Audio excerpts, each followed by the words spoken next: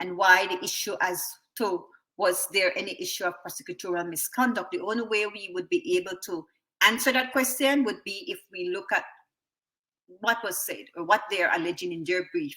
Okay, so right now we're going to look at the Todd and Julie's attorney's appellate brief, what they're saying transpired, and then when the prosecution filed theirs, we're going to look at theirs as well to see exactly what they are saying. So I'm going to read directly from the brief, okay? And I must say, I want to disclose, I tried my best to get the brief off the site, but I couldn't. I was only able to find other motions, other judgments, other decisions. I wasn't able to find this one. And so I hopped on over to Emily D. Baker's, and she had up the exact brief. And so I literally stopped the recording, typed, play it again, stop, type, so that I could have it here as it relates to what are the wordings of their brief. Okay, so Emily D. Baker, thank you. And I watch your channel. I like your channel. And for those of you who haven't yet subscribed to her channel, she's really good. She is a former prosecutor, and she explains things well. So go over there for those of you who have not yet subscribed to her channel.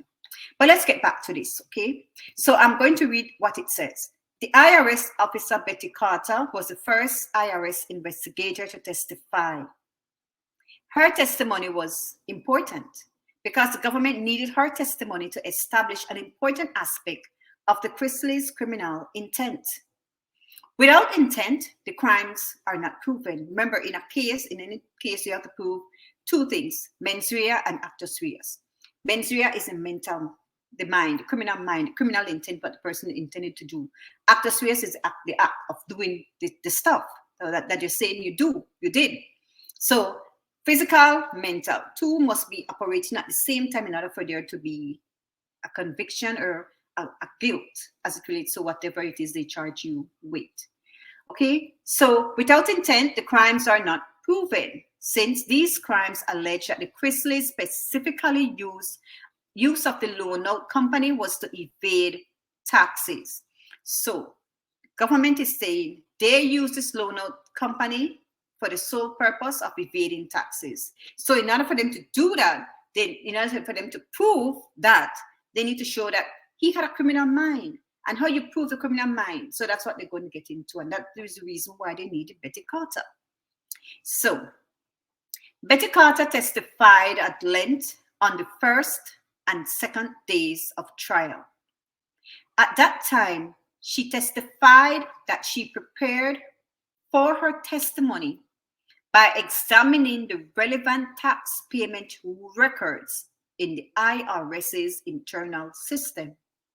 Specifically, she said that she reviewed the IRS's integrated data system, which shows returns that are filed, taxes that are due, payments that are made, basically the activity on the money account side of things.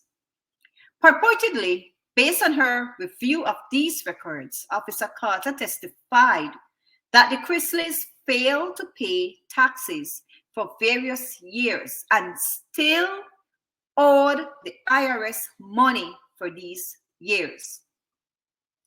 Remember that, I have it highlighted for a reason. For example, she said that based on her review of the records, which she claimed she completed the morning before her testimony, that Chrisley still owed taxes for 2010 and 2014. Officer Carter also testified on the cross-examination that the Chrisley owed money for 2015 and 2016. Remember, cross-examination where a witness who comes to the prosecutor, that witness will testify. That's what you call it, examination in chief. When that witness finished testifying for the prosecutor, she's then questioned by the defendant's attorney, and that's what we call a cross-examination, okay? So while she could not recall the exact amount she told the defense counsel, she would let them know what it was.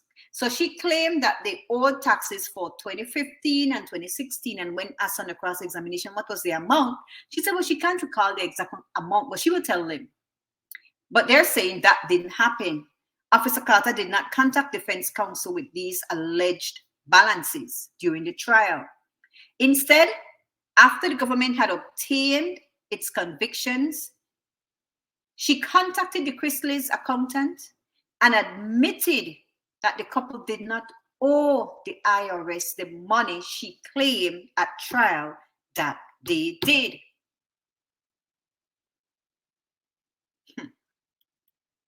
I smell a rat. Anyway, Officer Carter told the accountant that the Chrisley's were current on their taxes for 2014, 2015, and 2016, but the IRS had failed to apply the payments to their account. In later emails with the accountant, Officer Carter confirmed that the IRS's system showed that the Chrisley's had made payments for 2014, 2015, and 2016 that exceeded the amounts owed for these years. Yet, her testimony before the court on the oath, I inserted those now, yet her testimony left the misimpression that the Chrisley's still owed substantial sums to the IRS, when in fact, the IRS had been failing to apply payments that the Chrisley's previously made to their account. Further, the IRS owed the Chrisley's substantial refunds, not the other way around. Notably, at no time during or after trial did Officer Carter or the prosecutors attempt to correct the record on these questions. Based on Officer Carter's false testimony and the government's failure to correct it, the Chrisley's jointly raised a gigolo claim in their motion for new trial and requested an evidentiary hearing. The government's response, admitted, albeit in a footnote. They put it in a footnote, and a footnote would mean you put it at the bottom. So you put a number and you see number 1, number 2, whatever number that is, you hit at the bottom, and they further explain it there. So in their footnote, they said, the prosecution team knew during the trial that Officer Carter's testimony was false and that they did nothing to correct it. Even in the face of these admissions, the district court declined to hold a hearing. It summarily denied the new trial motion in one paragraph of a brief order without stating any reasons. So when they said they dismiss it summarily, that means there wasn't a trial, there wasn't a hearing. They dismiss it in one paragraph of a brief order without stating any reasons. So there wasn't any rationale, any authorities, anything telling them why we dismiss this matter summarily. Two things: why we heard it summarily and dismiss it summarily, and what was the reason for the dismissal. However, 3 days after the court ruled, the Chrisley's received documents in response to a records request to the IRS that they had made many months prior.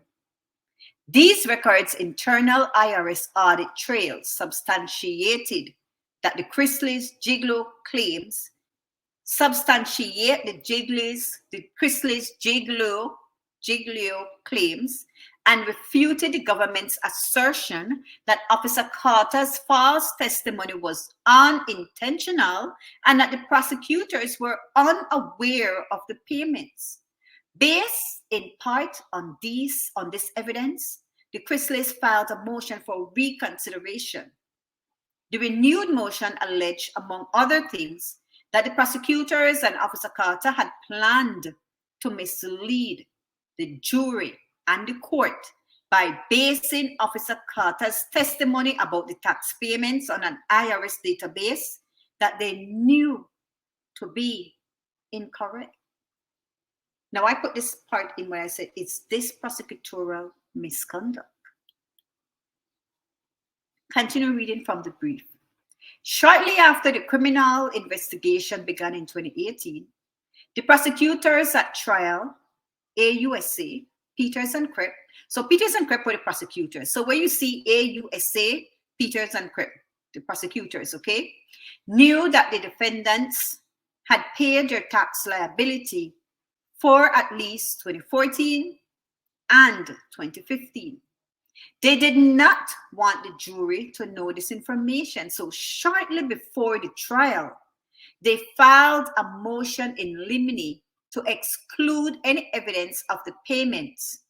When the prosecutors prepared the motion, eliminate to exclude evidence of the payments, they appeared to ask one of the IRS criminal investigators to review what payments might be at issue.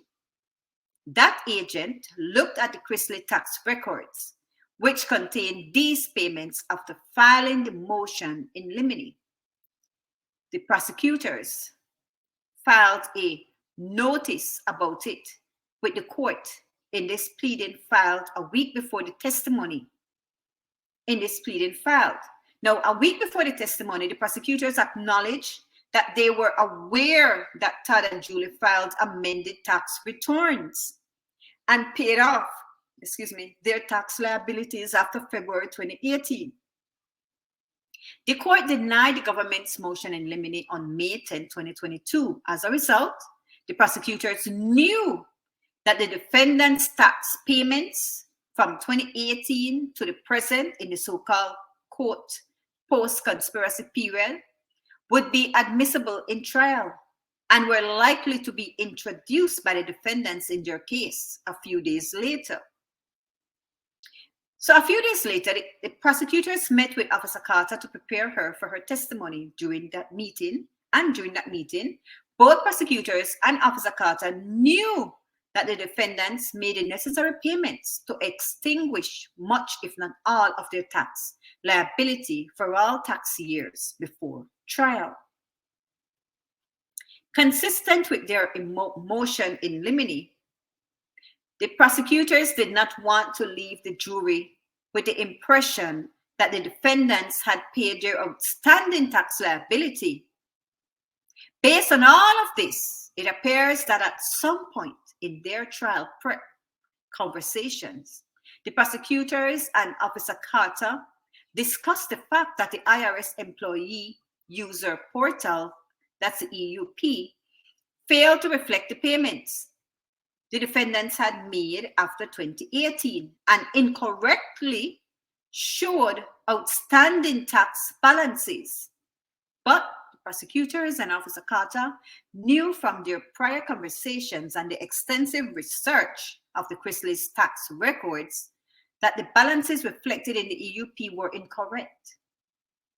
Nevertheless, the prosecutors told Officer Carter that she could rely on the IRS account transcripts from the EUP rather than the other knowledge she possessed from her review of the defendant's tax records, which showed conclusively that the payments made exceeded the balances that the EUP incorrectly claimed were due. So to be clear, this is what they're putting in their brief. To be clear, the AUSAs told, and when I say AUSAs, I mean the prosecutors, told Officer Carter her testimony would be truthful and accurate so long as she testified to what the EUP database reflected regarding the untimely filed 2014 and 2015 and 2016 joint returns for the Chrisley's.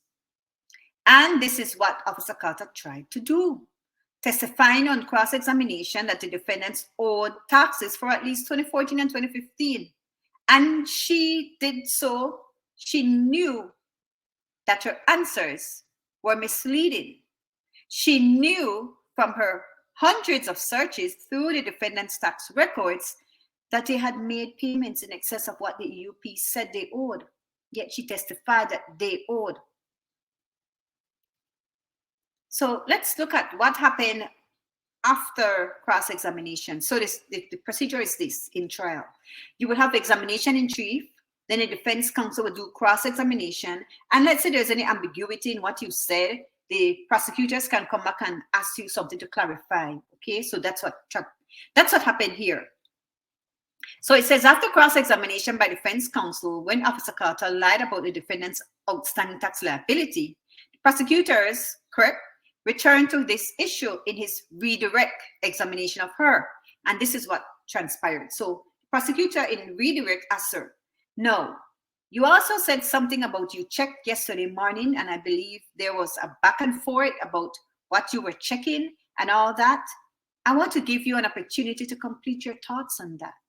And her response to that was, yes, I went and checked on all outstanding balances, and there are additional tax and penalties owed.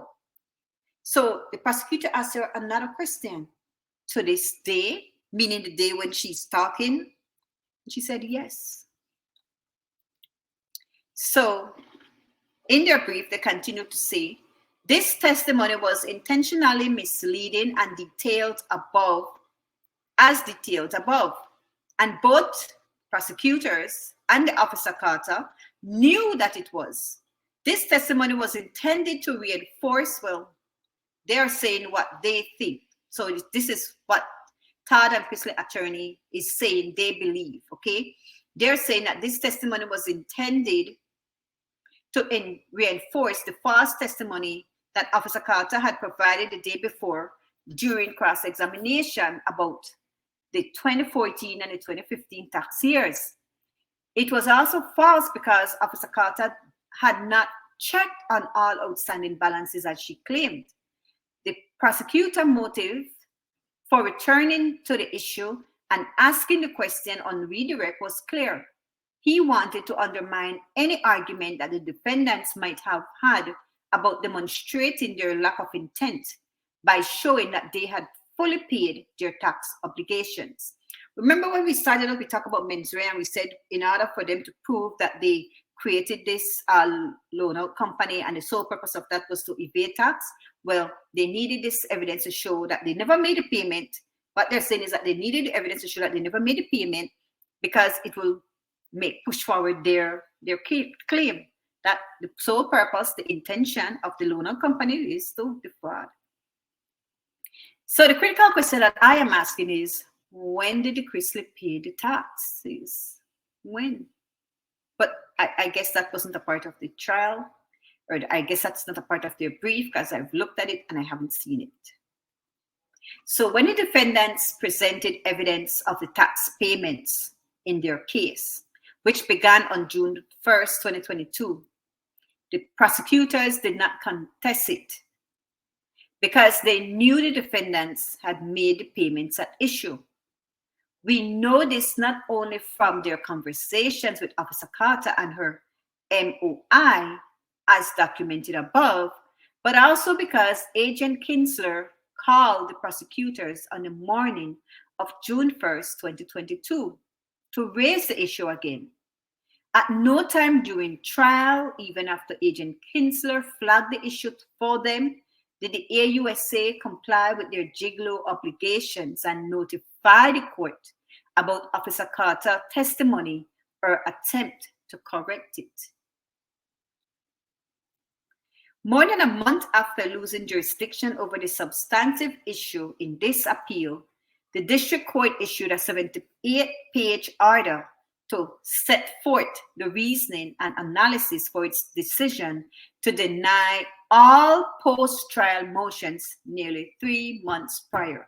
So post-trial motions, remember those motions I told you, the motion to motion for a new trial, the motion for I can't recall now, but one of the motions especially was motion for a new trial. So when they were convicted, all the motions that they brought, this is what now the court is saying, putting forward your reasoning. Remember in that matter that was dismissed summarily, that one paragraph that was issued as a result of that without any reasoning. Well, now the court is giving its reasoning. Only problem is, this matter was no longer in her jurisdiction, his or her jurisdiction, because they had appealed by then.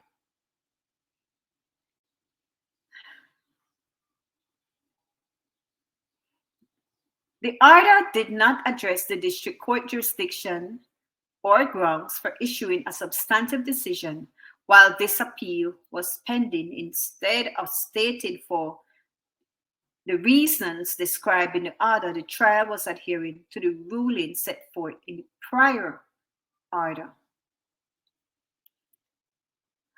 On its own terms, the district court order contained multiple factual errors. As an initial report in the order, the court found that the Chrisley owed taxes and that even the government did not claim were due.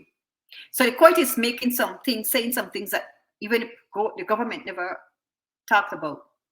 So the court found that they owed taxes that even the government did not claim they were due. The government had acknowledged that much of the Officer Carter's testimony about the taxes was mistaken, and its sole written response to the new trial motion did not assert that the Chrisley's really owed taxes from 2009 through 2016. It made other arguments instead. At footnote, and you can look at the footnote, it said that the government did claim that the Chrisley still owed a residual balance from 2016, but the Chrisley dispute the claim. Now, against this backdrop, the trial court's findings were head-scratching. It concluded that the Chrisleys owed taxes for 2010, 2011, and 2016, and that they might even owe for 2014 and 2015. It reached these conclusions not based off the parties' arguments, but only because Officer Carter's affidavit said that she provided payoff amounts to the Chrisley's accountant after trial, and that their accountant sent checks for those amounts. The court assumed, despite witness statements and arguments to the contrary, that these post-trial payments amounted to an admission that money was owed. They did not. The post-trial payments were meant to help the IRS clean up existing balances in their system so that the Chrisley's outstanding tax credit could be applied to the larger sums going forward. This is why Officer Carter's affidavit referenced outstanding credit balances. This is why Officer Carter's affidavit references outstanding credit balances. The district court's speculation is even more confounding because its order also acknowledges elsewhere that Officer Carter's testimony about 2014-2015 was false. In other places, it concluded her testimony was an unintentional error. In doing so, the court assumed that Officer Carter's testimony was, quote, reasonably based on information she assessed via the IRS's internal EUP system, close quote. The court did not explain why it disregarded the defendant's expert's affidavit that the IRS audit trail showed that the Officer Carter knew the payments had been made contrary to what anything in the system might have said. Using this example showed the district court simply assumed the government's witness was right and that Chrisley's accountant was wrong. Even more bizarre, the court speculated that the Chrisley's may have owed taxes for 2014 and 2015. Again, this is not a theory the government ever advanced. For those years, the government admitted that the Chrisley's paid balances due for 2014 and 2015, but claimed that the IRS database did not recognize the payments. Yet, even in face of this admission, the court theorized that even if the Chrisley's defendants had zero balances for the tax year of 2014 and 15 at times prior to May 2022, this does not necessarily mean that their balances were zero as of May 2022 when the trial occurred. What this appears to mean is that even though the Chrisley's paid off their taxes for 2014 and 2015 before trial, there's no argument that they owe them now. The district court believed it was possible that they might have owed them during the small window of time when the trial took place, which would have made Officer Carter's testimony true. There is zero evidence in the record to support the court's conjecture. On appeal, this court reviews the district court's denial of the new trial motion, asserting a Gigolo claim for abuse of discretion.